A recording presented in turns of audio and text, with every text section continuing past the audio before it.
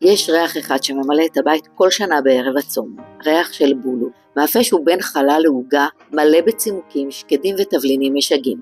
בבית הוריי תמיד אופים את הבולו לארוחה המפסקת ולצאת הצום. זה טעם הילדות שלי והגיע הזמן ללמד אתכם. נתחיל בהכנות, אנחנו משתמשים בזרעים שלמים של ינסון שאבא שלי קורא להם כמון ערד ובזירי שומר. נפריד את העוקצים בהם לא נשתמש. סך הכל כף ינסון וכף שומר. נמח בעדינות במכתש ועלי או אפילו בעזרת מערוך. המטרה היא לשחרר טעמים, לא לטחון. נמזוג מים רותחים מעל כוס ורבע צימוקים קהים ונשרה אותם בערך 5 דקות. נכניס לתנור שחומה מראש ל-160 מעלות כוס שקדים ונקלה אותם 10 עד 15 דקות. נקצוץ את השקדים גס כדי להרגיש אותם בתוך הבצק. נסנן את הצימוקים ונשמור להמשך. נעבור להכנת הבצק. לקערת המיקסר נוסיף 2 כוסות מים פושרים, 2 כפות שמרים יבשים וכף סוכר מתוך 1.5 כוס הסוכר שיש במתכון. נערבב ונניח 5 עד 6 דקות להתססה. נוסיף קילו קמח מנופה ונתחיל ללוש. נוסיף את יתרת הסוכר, 2 ביצים בגודל לארג' ואת התבלינים. נלוש כ8 דקות על מהירות נמוכה. עכשיו נוסיף בהדרגה 3/4 כוס שמן ונמשיך ללוש 3-4 דקות.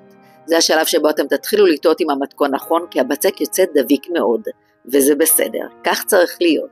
נוסיף את הצימוקים וכמובן את השקדים ונלוש עוד 1 או 2 דקות עד שמתפזרים היטב בתוך הבצק.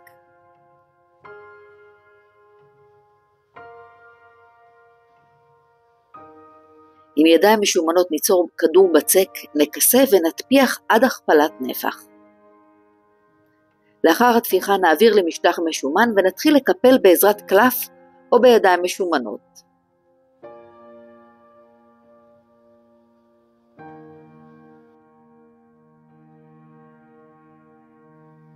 נקפל ונעצב את הבצק עד שנקבל מעין אליפסה ארוכה. נחלק ל6 חלקים שווים פחות או יותר. אם אתם רוצים מדויק, תעבדו עם משקל, לי זה מספיק ככה.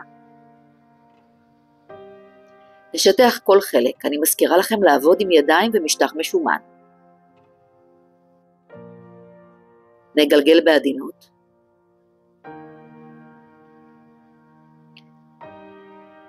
נהדק את הקצוות פנימה.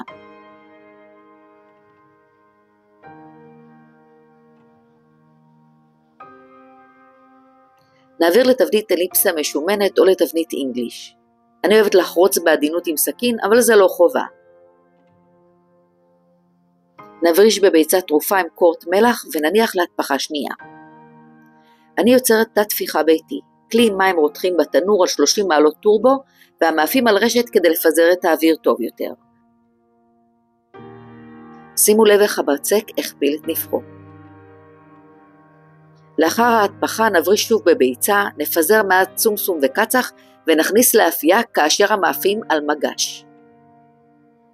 נכניס לאפייה בתנור שחומם ל-180 מעלות טורבו 25 עד 30 דקות, עד שהבולו זהוב וריחני.